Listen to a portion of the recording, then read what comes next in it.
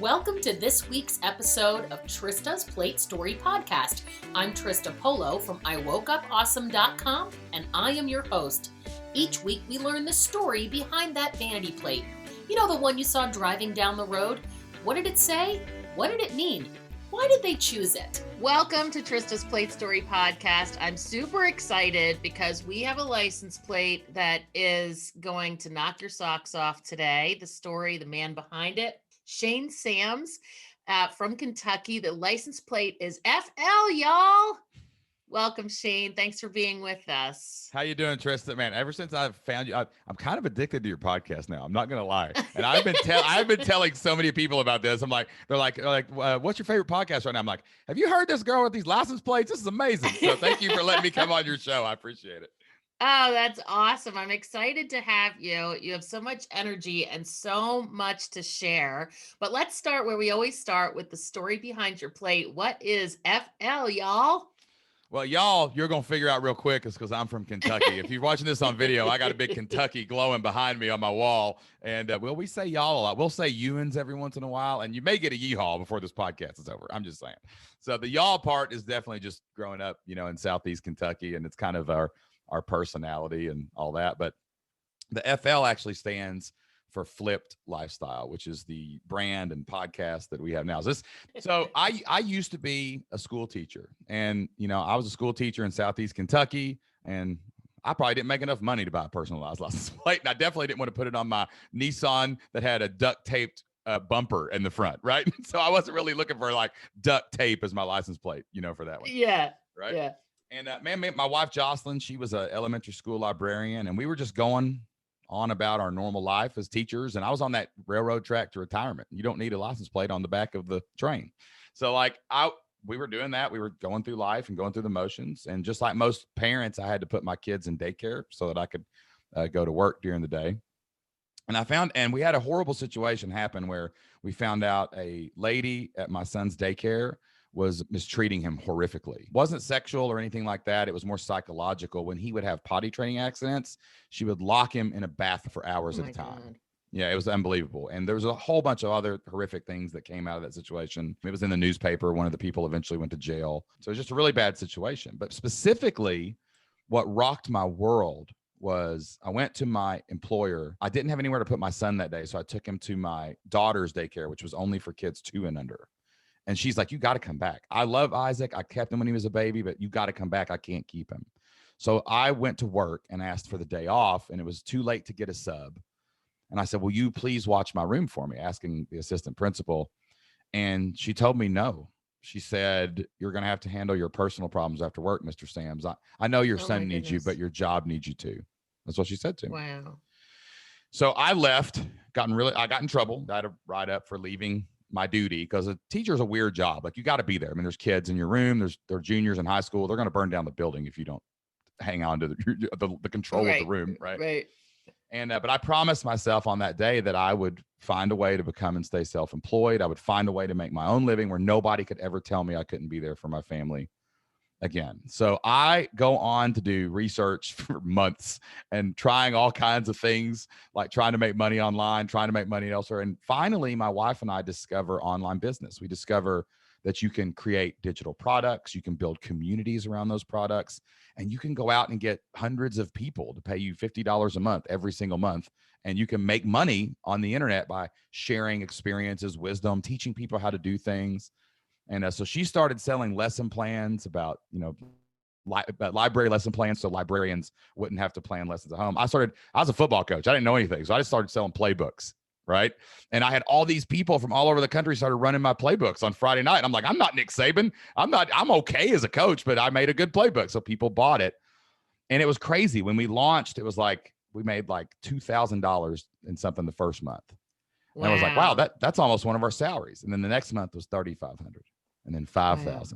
And then in July of 2013 was $15,000 in 1 month. And then in August was $36,000 in 1 month. And I was like, Jocelyn, we got to quit our jobs. We have to do this. So I'm getting there, I promise. So we go in, we quit our jobs. Now, I'm from a small town in Kentucky. Word spread like wildfire that Shane and Jocelyn resigned on the same day. And everybody was freaking out. They were like, are you all okay? Are you getting Right, divorced? right, Are you moving right, away? right. And like, or hey, did Shane do something illegal? Is he going to jail? Like all these questions, like Are you kept guys getting drug asked. dealers now? Exactly. What Oh, are you doing? my mom asked me if I was a drug dealer at least twice, right? It got so bad. Like the month after we made all that money, the big month that convinced us to quit our jobs, we went and saw Jocelyn's grandfather out in Muhlenberg County, Kentucky. And he shook my hand when we were leaving, like an old coal miner does, shakes your hand firm. I looked down, there was a $20 bill in it. And I was like, I looked up at him and go, son, I know you're not working right now. So there's some gas money to get you home. And I'm like, I made more money last month than I made last year, Grandpa. Like, what are you talking about? So all this is happening. And at about the same time, all these questions are getting asked, like, what are we doing? What are we doing? One of Jocelyn's friends said, hey, what are you guys doing now? Can I do that? I have a dream to stay home and homeschool my daughter. Could you show me how to make money online like you guys are doing? And Jocelyn was like, yeah, you're my friend, of course. So Jocelyn helps her within a few months make enough money to quit her job, right? And she's not been back to work since. She homeschooled her kids. It changed their family's life. And at that point, I looked at Jocelyn and said, hey, if we did this and we built multiple companies with this method, and Lindsay did that by following our instructions, we could probably help a lot of people do that. We should tell people what we figured out. And we had kind of thrown the idea around of like having a podcast. Well, my mom, the Southern mama that she is, and angry at her son for giving up that good job, she cornered me in her kitchen one day. She's got one of them old school kitchens that kind of turns the corner, and I was in the fridge. And when I shut the door, boom, there was mom standing there, finger already in my face, Trista. And she said, Shane Sands, you have lost your mind. You have flipped out, son. You had a great job. You had insurance. You had retirement. You've got babies. You've got a wife. I can't believe you've done something so irresponsible. And I got in the car as we were going home. Jocelyn and I were talking. I was telling her what my mom did, and it just hit me. You flipped out. You've lost your mind. And I was like, Jocelyn, I think I know the name of our podcast. So we started this podcast. We live in the flipped lifestyle. Everybody else goes to the 9 to 5. Everybody else just does what their boss tells them. Everybody else puts their work first and their family second. We're going to flip that upside down. Flipped lifestyle, baby. And we're going to live it and breathe it. So we named the podcast Flipped Lifestyle. It really took off. Like we started getting just massive following on the internet. People were just loving our message of getting up and taking your kids to school before you go to work and picking them up at 3:00 and doing all these things. And Flipped Lifestyle kind of took a life of its own. So as we built this brand, we started selling the older companies, right? So we could devote all of our time to this mission. And then I looked up one day and I was like, Jocelyn, we can afford this truck. It's $100,000. Let's go buy that Navigator. That's all. It's got massage seats and heat. Let's go do this. I used to drive a car with duct tape on it to work, man. This one will run, and it has no duct tape anywhere to be seen. And we bought it. And when we said, hey, let's get a personalized license plate. What do you want? So we're like, Flipped Lifestyle, y'all. So we put that on the back of it, and that's what we've had ever since, man. And that's like we just drive that around, and you wouldn't believe the conversations that opens up and lets me explain kind of what we do to people. But that's the longest nutshellish version of why I have that license plate. Wow. Well, I have to ask what I think is maybe like on the minds of the people that heard this story. How's your son doing? It's funny. It was really, really hard for a few years. Like he had a lot of problems. Like he developed a really bad fear of going to the bathroom, and he would withhold it. Right. So he actually damaged his colon a little bit, and it took us years for that to heal up. And he had a condition called encopresis, which basically is like you can't really feel the muscles in your colon, so you can have accidents longer than most kids would have accidents. That was we had doctors and physical stuff, and he did really, really good. There's definitely still emotional stuff, but we have great resources. We go to counseling monthly, and Isaac right now is the most well-adjusted, kindest, most beautiful spirit on the face of I tell him every day, you are already so much of a better person than I will ever be, that I can't even believe it. So, he's just a great kid. We've overcome all of those things. Thank God it wasn't physical beating or sexual or anything like that. It was stuff that we can attack together in his mind. And there's good days and bad days. There'll be nights he wakes up and comes and gets in bed with us even still. But, most 99% of the time, he's just crushing it. So he's awesome. That's awesome. And how long ago did all of this happen? How long has it been? He was 3-ish. He was about 3 and a Okay. half when all this happened. So he's 12 Mhm. now. Okay. So we've spent a lot of time, a lot of energy, a lot of talking, a lot of, and I also too, like, I always want to stress, like, I don't have any hate or resentment for anybody about bad situations. I think bad situations are just going to happen to us. This was not a thing that we could have foreseen. Like, this place was actually, she used to be owned by this amazing woman who was more grandmother to the town than she was daycare runner, right? And she just happened to retire. She happened to sell it to somebody else, and they happened to make a bad hire. This was just a factual thing, right? And the experience of going through negative things, to me, always makes you who you are. And I think we're a better family because of this experience. I think I understand more about my emotions, me needing counseling and my wife needing counseling, and everybody needs somebody to kind of help them through the hard parts of life. So I actually think of it as, it's a blessing. This is something that happened. It's nobody's fault, but you know what? We're going to turn it into the best possible thing we can. Beautiful that you took something bad in life and you turned it around and you had it really inspire you to change your whole life. And now how many people have been impacted positively as a result?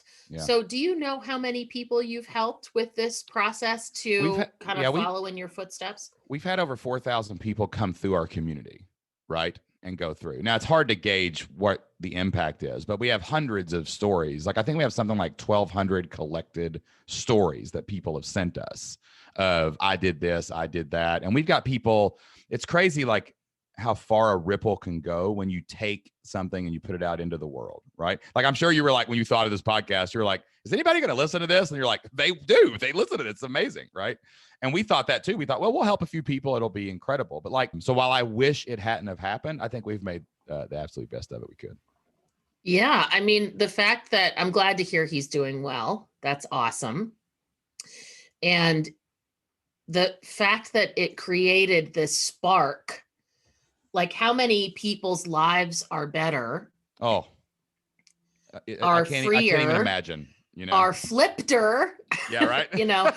So I mean, I agree with you. Like, bad things happen. I have a sign on my office: every storm runs out of rain, just to remind myself. That's a like, great when bad quote, Trista. I've never heard that before. That is a great quote. There you go. Yeah, it's a good one. And it's a reminder, like, no matter how bad it gets, there's, the sun will shine again. Yeah. And what are we going to do with the lessons we've learned from the things we've gone through? He doesn't even remember. He doesn't. Happening. No, Okay. but the scars are deep. Like, he doesn't know why he's scared or has a panic attack sometimes, right? Yeah, yeah. But it's like, we've told him about it, and we just said, hey, this is something that happened. Let's just deal with it. Yeah. Well, I'm glad he doesn't have a memory of it. I'm sorry he's still having residual stuff, but it's good he doesn't relive it in his mind, because that would be a whole nother level. There's this awesome story I love, this quote from Mother Teresa. She was being interviewed by this knucklehead reporter who was really cynical. He didn't like her for some reason. And he was like, listen, you're this nun in the middle of nowhere. Like, do you really think you can change the world? And she said, no, but I can pick up my stone and cast it out upon the waters and cause many ripples. And that's like my favorite thing about Flipped Lifestyle. Like, we see that we go out and get people and help them start these membership communities. That's what we really focus on. And then we have hundreds of people in our community, but then that person will branch off and they'll go help hundreds of people in their community. Like, we've got this lady named Rebecca Decker. She's from Kentucky too. And she came into our community and she was like, I'm a nurse. I was a professor in college, and I had a horrific birth experience with my first child. And I don't want any woman to ever have to go through this again. And I have the training to help them. Do you think this would work? And we're like, how do you want to turn that into a membership? She said, I want to help nurses, doulas, and midwives and train them correctly so that the people they serve will have great birth experiences, healthy birth experiences. And we're like, amazing, let's do it. So we help her to build her membership. We help her build her stuff. She goes out and launches, and now she's helping hundreds and hundreds and hundreds of nurses, doulas, midwives, hospitals, and I can't imagine the thousands and thousands of births every year that just her coming to Flip Lifestyle, her starting her thing, and that ripple is going like far and wide. Absolutely. I have another website that I still have. It's called ushistoryteachers.com, and it's like a membership for lesson plans and history teachers, right? And I figured it out one day that something like 100,000 students have been taught history with the lesson plans that we created in that website. Like, that's crazy to think about it, that you've dropped hundreds of classroom teachers and then thousands of kids have literally sat there and listened to your exact words that you put on paper. So that's really what we're in it for. That's why we sold our other businesses, because we wanted to just go all in and keep throwing our stone. Every time someone joins my membership, I'm like, it's a stone. Let's pick it up. Let's throw it. Let's see how big the ripple is. And the ripple's not always like educating children and birthing babies. Like, there's this guy out in San Diego. His name's Kenny Troiano. And he has a website and a podcast called Bread to Perfection. And it's all about raising chickens in your backyard. And it's just like, people like to do that. It's meditative. It helps them. They're taking care of something. And that's what he loves to do. He loves chickens. He loves to take care of chickens, and he loves to help people take care of their chickens. But that's still a ripple, man. What kind of, he's helping people calm down. He's helping people de-stress. He's helping people be sustainable. And that's what I love most about what we do, really. That's awesome. I love that. Now, I wanted to ask you about your shirt, because you can see a little bit of it in the video. Can you tell me, okay, so 100 times, see, now I've heard this. All you got to do is get 100 people to give you $50 a month, and then you're making $5K a year. No problem. That sounds too easy. Now, I get what you're saying. Like, find an idea that you do that other people would want to duplicate. And I love that you're saying it doesn't have to be fancy or smart, even, really, just something that lazy people will use it instead of making their own. God, that's not bad. That's not a bad way to say it. I don't think I'd articulate it just like that. You know what I'm saying? But that's about right. That's about right. But the fact that somebody's going to take something that other people made, like your football playbook or, you know, the lesson plans, just to have one less thing to have to do. That's right. That seems pretty simple, to be able to come up with an idea to find something people want to have somebody else do all the work. Yeah, we hear this all the time, because it's funny when I put this in an ad or something, or I post this formula, because this is kind of like one of my catchphrase things. You know, it's like, all you need is 100 people, $50 a month, $5,000 a month, $60,000 a year. You can make a living on that now. And like, people laugh, and that's the number one thing that'll get, like, scammer. You're a scammer, MLMer, or whatever. That's when I get attacked, is when I do this, which I kind of bait them because I want them to do it for the engagement. But like, where that came from was actually right before we really started going all in on online business. You know, I was desperate after I wanted to quit my job. I just couldn't take it anymore. And we were driving to see Jocelyn's parents. They lived in a different town. And we were out on the highway, and she was driving and I was in the passenger side. And I was like, man, I can't figure out how to make money. I just don't know how to do this. I know that you're supposed to get a job, someone gives you a salary, but I don't know how you do it, like, on your own. And I don't know what made me think about this, Trista. I really don't. I was looking out the window, trees just flying by, and it just hit me. And I looked over at Jocelyn and said, hey, I got to ask you something. She goes, what? I said, what if we could get 100 people to just send us $50? She kind of looked out of the corner of her eye like I was crazy. And she goes, like, what do are you you starting a church? Or are you? Yeah, right. What are we doing here? Are they just tithing? What is this? And I said, well, think about it. I said, there's 7 billion people on the planet. And I know that like 4 billion of them right now can get on the internet. You know, there's got to be something that I can put out there that someone would give me $50 for. And that would replace our salary. Like, at the time, I made like $2,500 a month. She made like $2,500 a month. You take that together, and it was $5,000. So that was why $5,000 was on my thing. Later, I would learn that like the median income of the United States is like $60,000 or something. So this is like a middle-class living. I mean, this isn't a joke. Like, this is like, you can live on this. And I was like, I wonder, how can I get 100 people to give me $50? She goes, yeah, I don't think you can do that. Like, I've never heard of anything like that before. And I was like, okay, well, I said it, so I bet there's a way. If you can say it out loud, it's probably true. So I started looking for a way to do this. Well, one day I was mowing my grass, and I was listening to a podcast. Now, this is back in 2012, before podcasts were what podcasts are right now. There were not a ton of podcasts in any of the categories. And the ones that were there had only been out like a year or two. There wasn't like a ton of shows. And a podcast that I found was called the Smart Passive Income Podcast with Pat Flynn. And this guy was talking about making money on the internet. And I was like, oh, this is interesting. How does he do it? So he was an architect, and he lost his job. But he had a blog that he had been doing for years about his studying for the architecture licensing exam. And he's like, I thought, hey, what if I realized people were listening or reading my blog and signing up for my email list? So what if I tried to sell them my study guide that I made for myself? This is a PDF. Like, this wasn't anything fancy. So he put a PayPal button on his page. He said, if you give me $50, it was like 40 something, 47, 49. If you give me $50, I'll send you this PDF. And he made $9,000.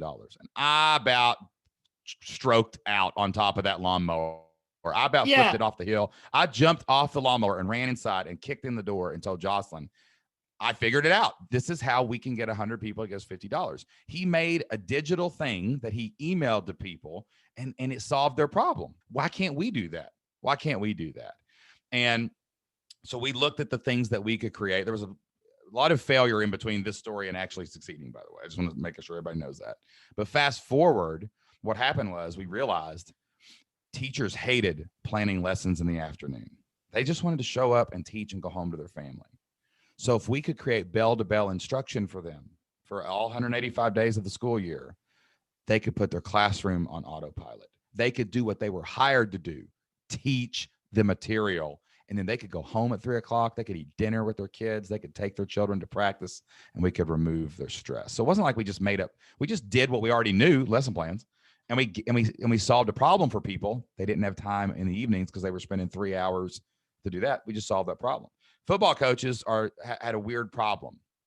Like, everybody looks at the big coaches like Nick Saban and Bill Belichick and all these people, right? And these guys go around these speaking clinics and you just do this and you'll win every game. Well, the problem is those guys have 6'5" guys that run Olympic sprinter times. A high school coach can't win like that. And I, as a high school coach, have been through the ups and downs. Like, I was 0-10 one year as a head football coach, but I've also been 8-2, took a team to the playoffs, whatever. I knew what it really took to play defense with average kids. And I also knew that half the football coaches every week lose. Think about it. Every week, every Friday, half of them lose, right? Half those dudes are going home miserable and getting up miserable on Saturday morning, and they're losing their weekend. So that's how I sold it. I was like, look, I've won with average players. I've turned around 2 programs. I want you to look at my defense because they're like your kids. And I want to help you go home happy more Friday nights than not.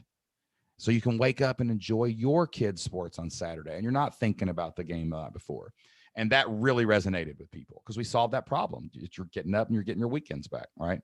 So when you look at these things, a lot of people you hear in online business, they're the guys that are on their Instagram laying on their Lamborghini that they rented, or they're in their mansion, which is really an Airbnb that they rented for the weekend. That's not what we're saying. Like, you don't chase your passions. My passion is walking on a beach in Mexico. I love to go to Mexico. I'm passionate about walking down that beach. Nobody's paying me to walk down the beach and doing my passion. What you focus on are your God-given talents, your God-given experiences, and the wisdom you've picked up along the way. You package that into an online product, and you reach back to people who are a chapter or two behind you, and you pull them forward. And then when you do that, the reason they will pay you every single month, not just one time for that digital product, is because you also build a community around these things, right? Like, we built the elementary librarian community. Lonely librarians, the only one in the school. Oh, now you can hang out with hundreds of librarians in this Facebook group. Football coaches who run this specific defense and hate other defenses, come over here and hang out in our community forums, and let's talk about what happened in your game plan. Chickens, you love chickens? Come over here and talk to all the other people that love chickens, because everybody else in your family thinks you're crazy for having chickens. And it just goes on and on and on. Nurses, doulas, they go together. Podcasters, they go together. So if you can create some curated content, a nice easy path that people can just follow instead of Googling and YouTubing, and then you build community around it. And then you provide leadership. You got to be the leader of the community. Doesn't mean you're like Tony Robbins up on stage clapping, but it's like, hey, you're providing structure and opportunities for these people. They'll pay you month after month, year after year, and you can build this stable, steady, recurring revenue. And you only need like a couple hundred people to make a really, really, really solid living through this model. Well, you make it sound so easy. I know, because it's simple. It's not easy. There's a lot of work involved. You got to pick up the shovel and dig, but it's not real complicated to know you want a hole, right? So the concepts are simple, but of course there's work, and you've got to have a learning curve and figure things out. Sure. But we've seen it. I mean, I've seen the crazy. There's this lady up in North Dakota. And she needs a license plate. It needs to say like sheep or something. And like she's in she's in North Dakota. Her name's Teresa Perleyberg. I think it's Bear Mountain Felting. We can drop her a link there. But she came to us and was like, I make teddy bears out of sheep wool. And I'm like, cool. How do you do it? She's like, this thing called needle felting. It's kind of like yarn. What is it called when you yarn, when you have the sticks? Crochet. Crochet. Yeah. It's kind of like that, but it's called needle felting. Yeah. And I'm like, okay. She goes, that's not all. I'm like, keep going. She goes, I actually raise the sheep, shave them, dye the wool, and then turn it into this thing. And I want to start a membership for other sheep shearing enthusiasts who want to shave their own sheep and do their own wool and make their own stuffed animals. And I'm going to give them courses. That is very niche. That's very niche. This is as niche as it gets. Wait till you hear where this ends up.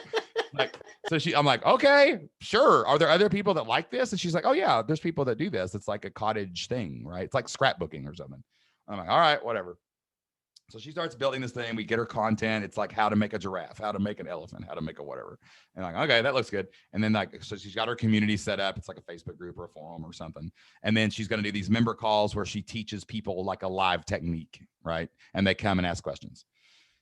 It explodes. She has like over 400 members for this thing. Wow. And it just keeps growing. And it got so big that she started like supplying the wool for people, partnered with another sheep herder in North Dakota so that they could have enough sheep wool to send out to members. So now they have like a little box, and it gets crazier. She bought like a monthly subscription box. It was a monthly course first with a community, but then the demand was so high for the wool, like people couldn't keep up with their own, like they couldn't shear their sheep fast enough. So she started like processing and having a little box of kits that she could send out right each month. And then they bought an old elementary school that was abandoned. And they bought this school, like a school. So the gym is going to be their conference center. They've turned the rooms into like classrooms and little Airbnb bread and breakfast kind of things. Oh my gosh. So you can come and learn in person. Yes, you can go to North Dakota and you can pet her sheep and you can like do a conference. Amazing. It's unbelievable. It's so mind-boggling. That's one of my favorite stories because Teresa is just a go-getter, right? Nothing complicated about anything she does. It's just videos and hanging out, right? But she's just like, she said, I'm going to do this. I love this. I'm going to do it. Her Instagram's full of pictures with her sheep. And so it's, and she just goes out and built this huge community of sheep shearing, needle felting enthusiasts. So right, she's crazy. Turned her hobby into a membership-based passive, yes. Residual. Well, Pat, what would you call this kind of income? Yeah. I don't believe in passive income. I think that word is kind of overused. All money must be managed, right? But what you can do is you can create a presence in the world that it can be open 24 hours a day, 7 days a week, 365 days a year. You don't have to pay attention a lot to it. You need to spend a couple hours a day on it, probably, to make sure that your members are getting served and that you're talking to people, you're leading, doing some marketing. But you can also be like, oh, but I can also pick up my kid at 3:00. I can also go to my kid's ball game or sit at practice and watch them practice. And I know my business is still running. I sent an email this morning before we got on this podcast. I know that's getting people ready for my next webinar, right? I'm gonna get off this call and there'll probably be 20 people that signed up for a webinar or something, right? Like you can do things and let the wheels turn kind of like while you live your life. So this is like how you achieve work-life balance and work-life harmony. There's no such thing as passive income where you're like, I've made one blog post, it went viral, and now I have this product and everyone buys it forever. And if anyone tells you that, they're lying. I know half of them and have called them out, right? So like that it's just not true. Like it's not true to do that. I do know someone who created a passive income business. I know him through the podcast, and he created something where he licensed it. That's different. So that's a different model. So like he owns like a franchise thing and everybody pay, and he just gets money every. With that is awesome. Those are great stories. Like it's the Shark Tank syndrome, right? Like that's great. But if you create something that's licensable in an industry, that's rare. That's really, really rare. It's really hard to do that. You're talking 1% of 1% of people actually create something that's broad enough to go, wow, that's so good. We're going to license it everywhere, So like, that's cool. If you have a goal and you think you have an idea good enough, then go. And what's funny is these kind of businesses, like these online memberships and things, are you can't get to the licensing thing until you've done the work at the other level. So like there's steps to get to that licensing and that royalty. It's like we hear like Facebook bought Instagram for $1 billion. Well, Facebook's only done that a few times. It's not like they're doing that. There's a unicorn popping up every week, right? So I love the dream. I love the goal, but I'm telling you right now, if you just want to make a great living and you want to spend more time with your kids and family, this is the way you get to that point, even if that's your goal, basically. Yeah, that makes a lot of sense. Now, you mentioned something really briefly that there were a lot of failures between 2012 and when you got that $36,000 in 1 month. Oh, yeah. Can you share a couple of the failure stories that really taught you lessons that helped you fail forward? Because I know so many people are scared of failure, but you got to be willing to fail to succeed. Oh, I hate days I don't fail, because like if I don't fail at something today, I didn't learn anything, and I'm just going to be stagnant in about 2 weeks, you know? So you got to look for those problems where you screw up so you can get better, you know? But I started out, I was all by myself trying to figure all this stuff out. And it wasn't like now. Like now you can get a platform and you can have like a website and email marketing and sales funnels, and all that stuff is just there in a box. But back then, man, I didn't know how to code. I didn't know how to build a website. I didn't know how to do anything. So like the first websites I tried to build, every one of them crashed.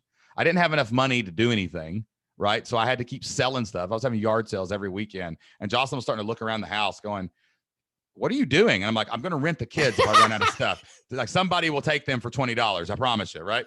And like, it was just crazy because I would buy these courses and they were just so full of bad information. Like everything I tried would fail. So I had a website. One was called Toddler Apocalypse. And I thought I would be a dad blogger. I thought I'm going to be a dad blogger, man. I'm funny.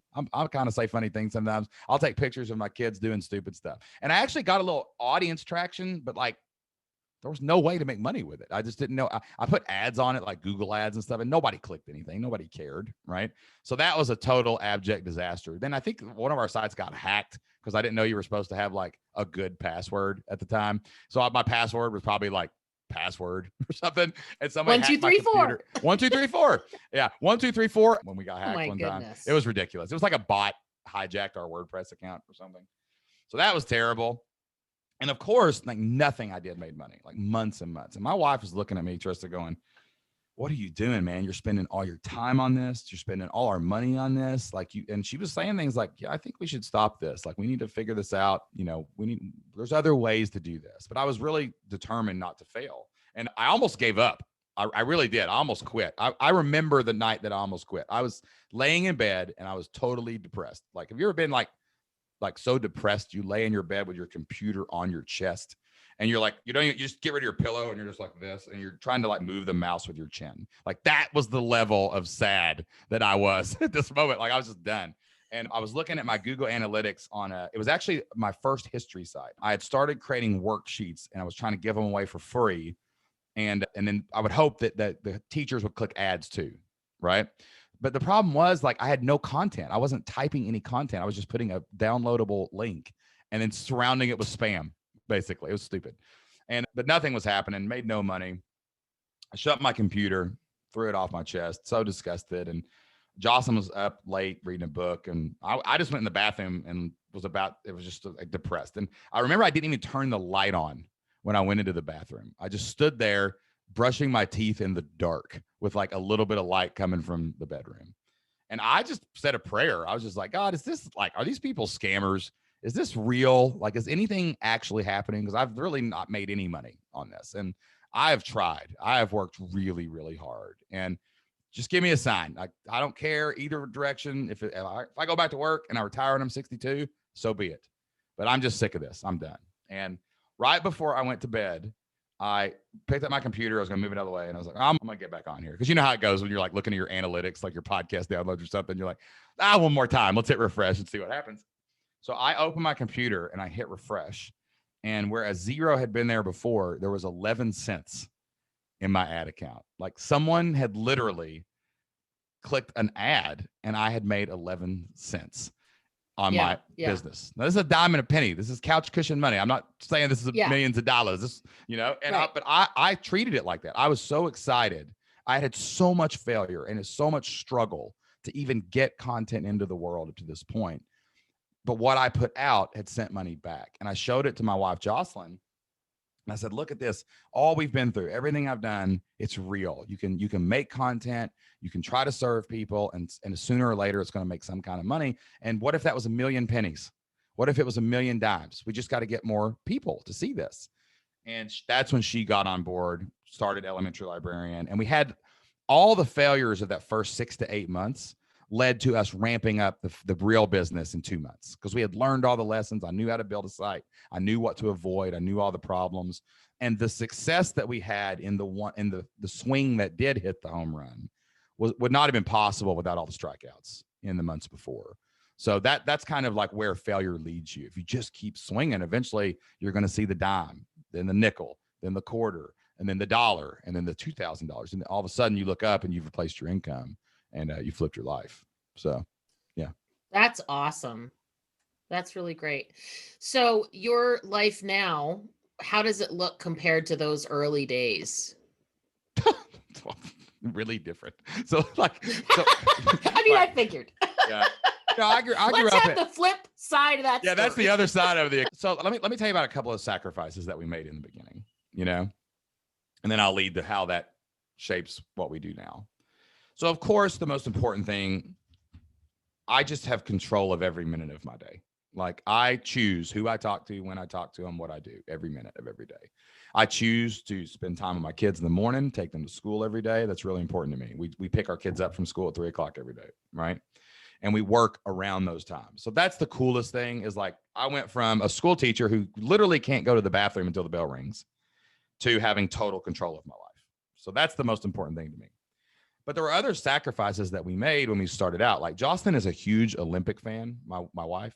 She loves the Olympics. And the summer that I wanted to go down this rabbit hole, the Summer Olympics were coming out. But here's the problem. We needed $100 for hosting and some plugins and some other things. Our cable bill was about $100 at the time. So I said $100. We needed $100. That's all we needed. Yeah. Right. Because I needed to set up hosting, I needed a course on email marketing, and there was something else. So I needed $100. And I was like, Jocelyn, if we cancel cable, you won't be able to watch the Olympics. And this was before the Olympics were on the TV, the internet. TV was how you watched them. Right. And I was like, but maybe someday I'll be able to take you to the Olympics, right? Like, that was the kind of the promise. And we did. We canceled cable. It freed up time, freed up money, and we were able to build this thing really fast. Okay. The second thing we did when we were about to quit our job, Jocelyn was not ready to quit her job. I talked her into it. I was like, if we're doing this part-time, what could we do full-time? She's like, one more year. And I'm like, no, let's do it. But to set ourselves up to be prepared to make that decision, a few months before we resigned, we actually sold our house. We had a 2,400 square foot house. I had an above ground pool. It was fancy. I'm telling you, above ground pool. And it was awesome though. We had a good, nice house, nice neighborhood, whatever. And we moved into this older house that was like built in the 30s, remodeled in the 70s, needs updated kitchen, that kind of stuff. Right. But it lowered our bills by like $1,000 a month to move into this house. So it freed up all that money to reinvest back in the business. Okay. So we go on, we do all the things that we do. Right. Well, now, I promise you, I can go to the Olympics. I can go to the Olympics if I want to. We can do those things. Like, we travel all the time. We spend more money. I don't like saying this because it sounds unhumble, but we actually spend more money on travel than we used to make as teachers now, because we just have the resources to do it. So we take advantage of it. And we actually just a few years ago bought a brand new house. It's exactly double the size of the house that we used to live in. It's 4,800 square feet. And awesome. we have 40 acres out in the middle of Kentucky, and we have a private lake we can ride jet skis on. Like, we own the lake. Like, it sits behind our house. It's surrounded by our land, and it's our lake. My kids fish on it. We ride tubes on it. And it's kind of silly. Like, when I say it out loud, I still don't understand how these words are coming out of my mouth, because it's so different than what we had before, because we didn't have this broad reach of the internet. I have customers in every state of the union. We have customers all over the world. And that produces an awesome amount of income and an awesome amount of freedom. So, this was not our dream. Provide an awesome amount of value. Service. That's right. There's awesome value. Yeah. People will pay you forever if you can help them, Yeah. So we provide the value, they give value back. And it's kind of silly. Now, I don't want anybody out there to think our life is not full of problems. I got the same, I still got to have those same conversations with my kids that are uncomfortable because some knucklehead said something at school. My kids still act up. Me and my wife still have disagreements. Nothing really changes except kind of like the time and the things you have to deal with it. Right. But what's really good with that time thing is you have so much more time to focus on your health, your mental health. You can go to counseling. You have the resources to do these things. So like, even though this wasn't our goal, right? Our goal was to quit our jobs and make a living. When you see what's possible, you can start setting new goals. You can start going to the next level. And that's where we're at now. What can we do to make more of an impact, reach more people? And that's where we're investing our time and money in right now. And how's your family feel about you now? Oh, my mom loves coming over to my house now. She's not got me cornered in the bathroom no more. She loves sitting on the back porch and hanging out. And like, I think it just took them a while to realize that we had it under control, right? And it was kind of like what was happening to us was so incomprehensible to us. We couldn't even possibly articulate it correctly to the people in our life, but they got it. They started understanding it. And I tell you, the podcast really helped, because like my brothers and my family started listening to the podcast. They heard what we were doing for people. Because that's my podcast. I interview my members of my community and I help them with whatever they're struggling with. That's awesome. Yeah. Your That's podcast. the Flipped Lifestyle Podcast. Yeah. I have a Awesome. second podcast called Membership Masters, which is more, as we started building more success stories, people wanted higher level content. And we started drawing in higher level, like digital marketers and stuff. And I know a lot of people, really good guests. So like I started interviewing people, my friends, but the Flip Lifestyle Podcast is the main show. And once that was out there and people started seeing what was happening, of course there was some problems. Like, we lost some friends, some people didn't understand. Like I had a few of my friends that shockingly got really angry and ended the relationship. And I don't know if it was like jealousy or they didn't like their choices compared to, I don't know what it was, right? But like it caused some problems in some relationships, and changed some things, but 99% of the people are just happy for us and they love it. So it's good. That's good. I think you're right that there are definitely people who can't stand to see others succeed because it just reminds them of what they are not doing. That brings up a question I always like to ask, which is about self-worth. I have this philosophy that you cannot replace self-worth with hard work. Yeah. So how has self-worth played a part in your rise to this level of success? It's interesting. I think I may have a different angle on this, right? Like when you first start out in anything, you have a little bit of imposter syndrome. Like when you started your first podcast, probably you're like, when you're recording the first Plate Story, it's like, who's going to listen to me? Like I'm not a radio DJ. I'm not Fraser Crane on the Seattle airwaves, right? Like whatever. Like you just don't think you can do it.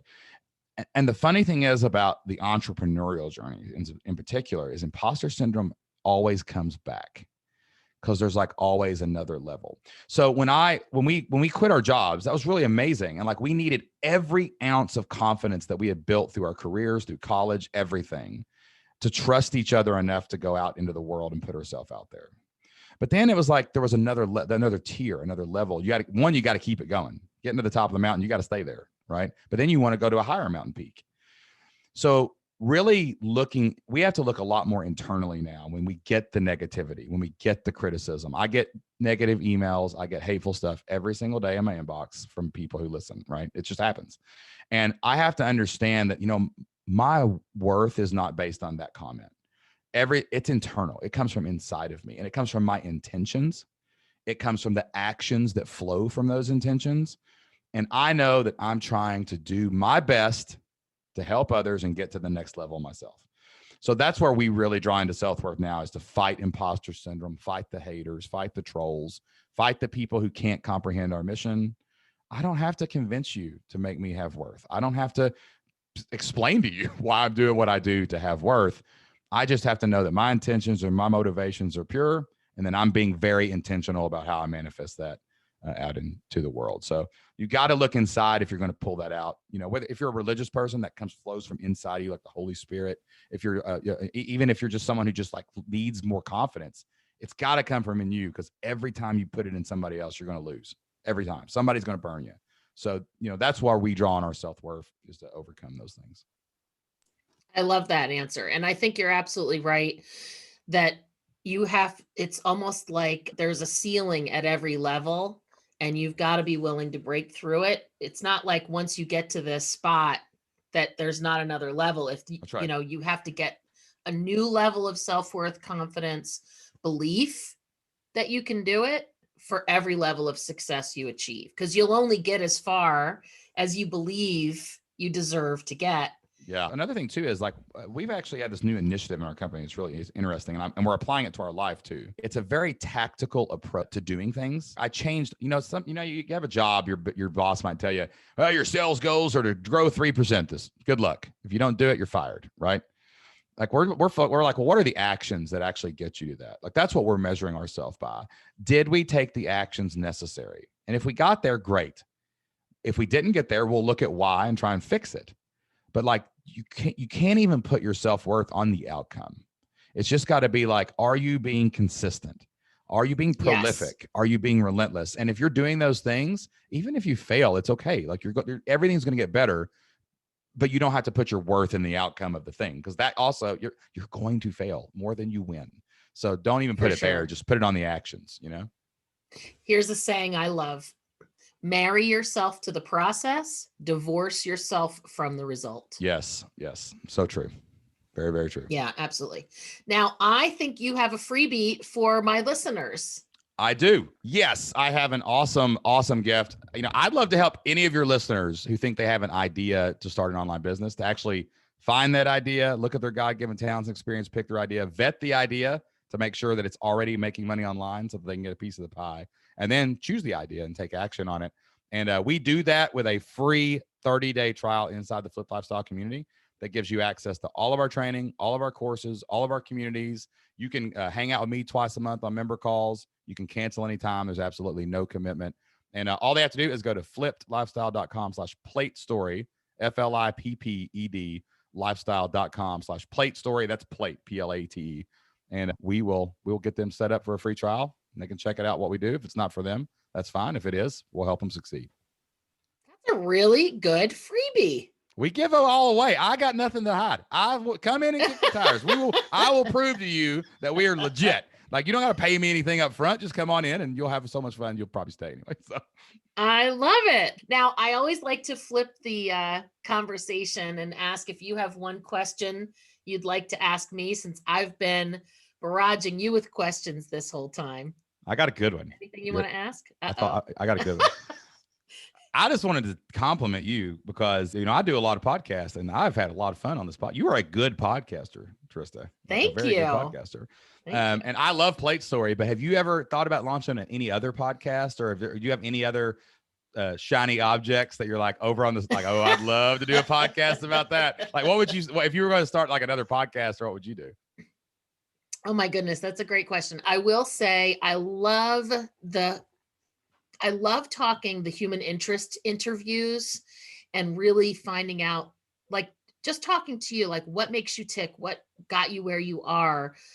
How has it been for you? And you've been an amazing guest, by the way. Oh, thank you. You are an amazing storyteller.